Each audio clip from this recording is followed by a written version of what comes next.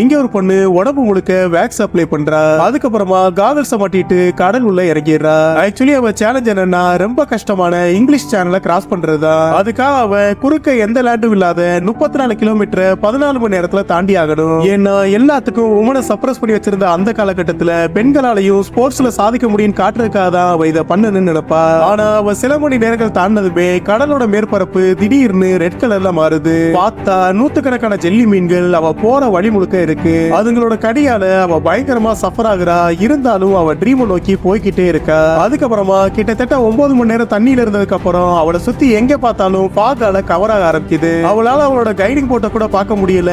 இருந்தாலும் அவ இன்ஸ்டிங்க்ட வச்சு அவ தொடர்ந்து போய்கிட்டே இருக்கா. ஆனா ஒரு கட்டத்துல கம்ப்ளீட்டா லாஸ்ட் ஆகி கரை எந்த பக்கம் இருக்குன்னே தெரியாம தவிக்க ஆரம்பிக்கிறா. அப்போ மக்கள் எல்லாரும் கரையில இருந்து அவளுக்காக நெருப்ப கொளுத்துறாங்க. அவ நம்பிக்கை இருக்க போற கடைசி நேரத்துல திடீர்னு அவளுக்கான வெளிச்சம் அவளுக்கு தெரிய ஆரம்பிக்குது.